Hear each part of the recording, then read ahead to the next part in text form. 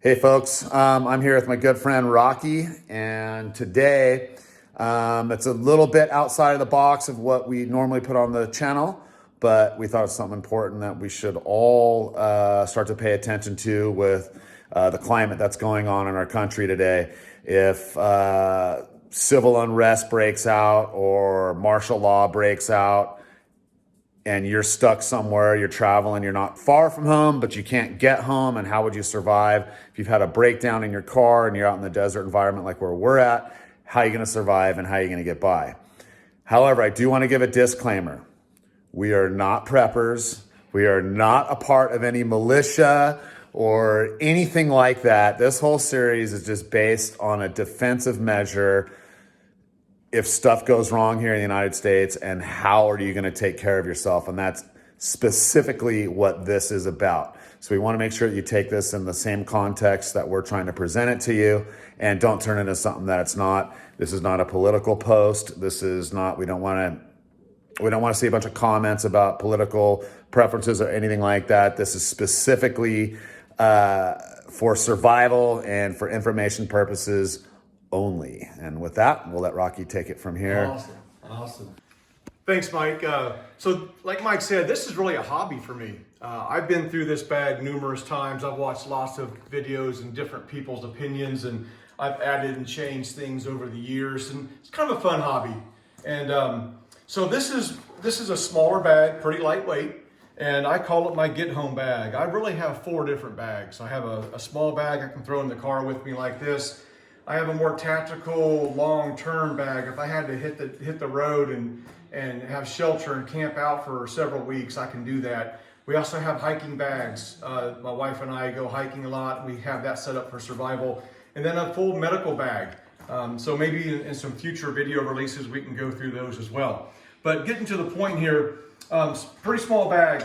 First thing you do, we live in a desert environment, so it gets pretty hot in the summer. It could be in the 110s or even low 120s here. So water is life. If we're broken down in the middle of the desert traveling from point A to point B, we could be pretty far from civilization. So this backpack has a CamelBak in it. So I carry water in the vehicle, and in a situation that I would need it, I would dump this into my CamelBak and be able to carry water pretty easily. So I'm gonna just go on the outside of the bag first and work my way to the inside. You see here I have a paracord bracelet. You never know when you need paracord. So I keep that on the handle there, and it'll very easily hook onto my wrist, and I can have that for easy reference. I also carry a Leatherman knife. This is a multi-tool, has I think 11 different tools in there, from screwdrivers to pliers to knives, lots of different devices in there if you find yourself in a situation where you need tools. And then you'll also notice I have several forms of fire starter. I carry a couple Bic lighters in here. It's pretty easy. Nothing easier than when you're out in the wild to light a Bic lighter. But if these things get wet, if by chance it's raining or you drop your bag in water for some reason, these Bic lighters aren't going to work. So I'll show you another form. Also on the side here, just for easy storage, I carry this particular tool. Now this is really for self-defense. If you find yourself in a situation to where you're stranded and some bad folks come up and they want to start something, this could be in your pocket. This is a pressure point. You can poke in the throat and the eyes and the ear and the temple, and you do not want any part of the receiving end of this thing. Very lightweight. So again, keep it on there. Also, compass. Carry a compass here.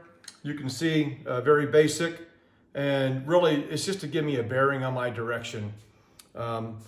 If you're out in the middle of nowhere and you don't know which direction's what, this can help you get home. So there's all kinds of courses and books that you can research on how to use the compass to navigate. So definitely worth your time there. This is a new addition. This is from Black Scout Survival. This is a really high-end flashlight. You also notice it has a pretty mean tip on it for self-defense as well. If you're traveling with this, you can unscrew this and you won't have any issue with TSA. But from a situation, you have lights, it has multiple settings on it to go from a candle light all the way to a turbo light that'll blind you. So a real good flashlight there, new edition, Black Scout Survival. He's got a great YouTube site. Then working over here, I keep 2 glow sticks. If you're at night and you got to get attention, these glow sticks are pretty lightweight, very easy to snap and get somebody's attention if they're searching for you, either by vehicle or in the air. So I carry a couple of those as well. And then here's my medical. If we just kind of open this up, again, it's pretty minimal because it's not designed to sustain me for a long time. I just carry a strap. There's a tourniquet if needed. Couple rubber gloves in case I'm taking care of myself or somebody else that I need to protect against blood. Carry some steri strips in here, some disinfectant wipes, etc. To close up wounds. Here's some anti-diarrheal, some Band-Aids, and some antibiotic ointment. Again, just for real minor first aid situations. And then some thermal blankets. Even though we're in a desert right now, it's wintertime, and it does get cold at night. So if there's some thermal blankets, you need to, again, help somebody else out or yourself out. Those are handy to have.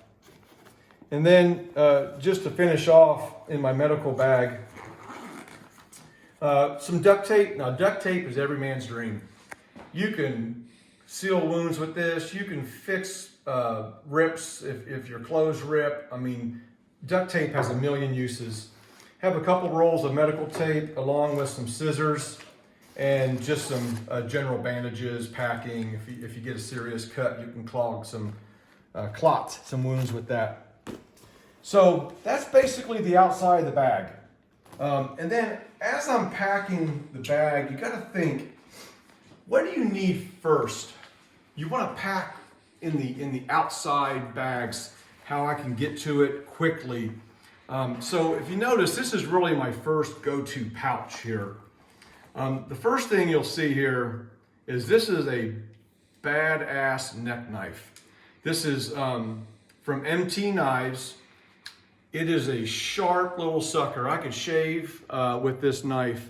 I put this handle on myself with the paracord, and it's the N690 steel. It holds an edge, and in a situation, the first thing I would do is put this over my neck. I can conceal it in my shirt. If I need it, it just pulls right out. It has this Kydex sheath here, and it snaps in with great retention. It's just a really good, handy knife, not just for self-defense, but for other things as well. You never know when you need a knife. So this is, man, I tell you, I can demo another video on how to use these. This is good old cotton balls infused with petroleum jelly, also known as Vaseline. So you take out one of these cotton balls and you pull it apart. You can start a fire, and that cotton ball will stay lit for 3 to 5 minutes for you to get a fire lit. So I mentioned multiple sources of fire starters. So let's say my Bic lighters get wet. This is a ferro rod, and I can just snap these sparks right on top of that cotton ball, and it starts up like nothing. So very easy. There's probably 25 or 30 cotton balls in here. They'll last forever, and it's just a real easy fire starter. And again, we can do another quick video on. I also carry some chapstick. So obviously, if you're in a desert environment, the wind's blowing, it's nice to have chapstick. But let me tell you another use for chapstick. We were out in the desert riding side-by-sides with friends, and we stopped to light a fire, and nobody had any fire starter. I took a stick of chapstick, I infused it with some Kleenexes and napkins, and it lit like a torch, similar to the cotton infused with petroleum jelly. So chapstick is another form of fire starter in an emergency. And then if it's raining, I just carry a real cheap, lightweight poncho, nothing worse than getting wet and cold. So just some water protection. So as I'm continuing going here, I have a pen and a notepad. Let's say you're in a car, your car breaks down, you're in the middle of nowhere. It's very important to be able to leave a note for a rescue party hey, I went this direction at this time, come look for me here or there. Also, if you're navigating with your compass, a lot of times it's important to write down waypoints. So this is a good form to have. One thing I am going to add, I have pens in here. I'm probably going to add a pencil as well, a mechanical pencil, in case the pen doesn't work. Now, when duty calls, it's very important to have wipes. So when you're out in the desert and your stomach's rumbling, you're nervous, and you got to squat and do one, this will help you clean up. So again, hygienically, it's very important.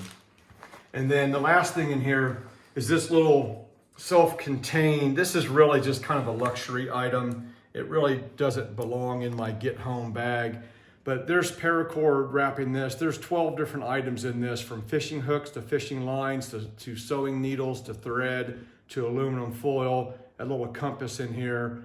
So this is really a small self-contained survival pack there. Pretty cool, real cheap and real inexpensive. So as I move up the bag, almost done here.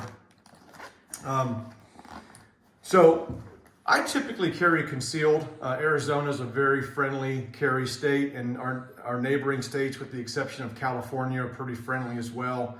So I typically carry, but in my bag, I carry this Beretta 92 FS, and I believe in carrying guns that are loaded and ready to go.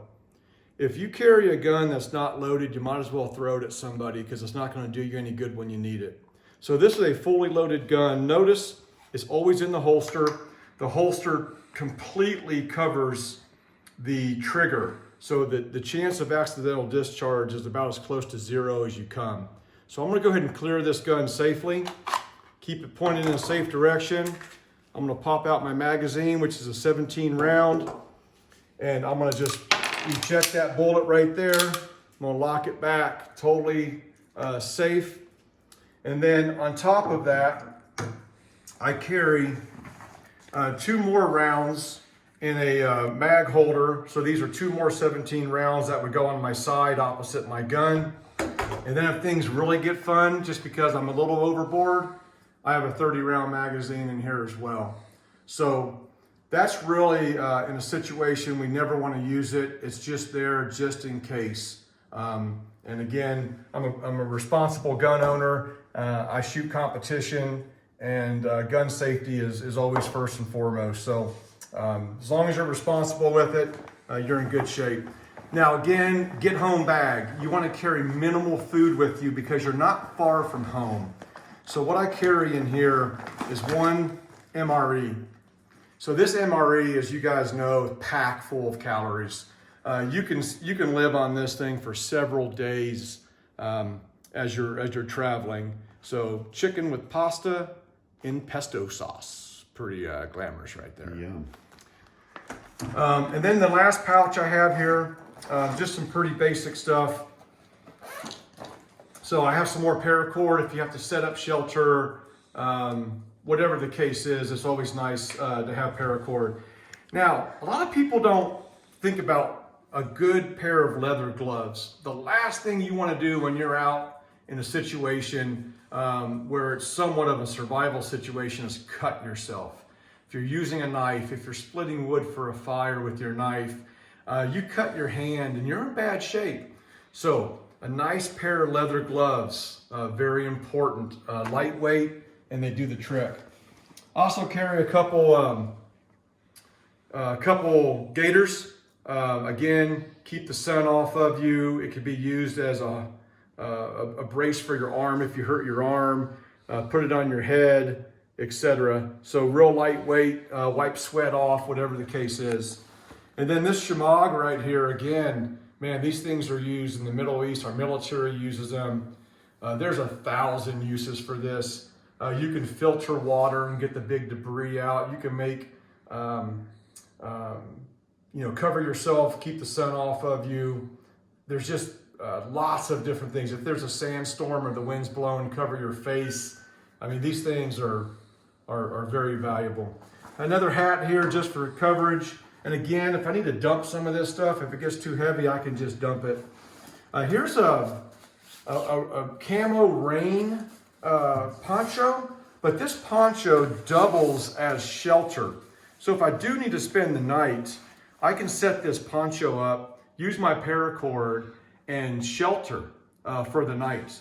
So again, you want to think about items when you're building your bag. You want to think about items that have multiple use, and that definitely has multiple use. And then a good pair of hiking socks. These are wool blend, so if they get wet, they're still going to keep you warm. They're pretty thick. I could be in dress socks when I'm out and break down. I don't want to hike in dress socks, so I would change to these nice hiking socks. And then water. Water is important. I told you I have a gallon of water here, but if you're out there longer than you expect, this is a water life straw. So if you run into a river, a pond, stagnant water, you can drink this and filter out clean water in an emergency. Then the last item, I know you guys are looking at my afro, but if it is cold out, it's nice to have a hat. A lot of heat escapes the head. So that's basically it, guys.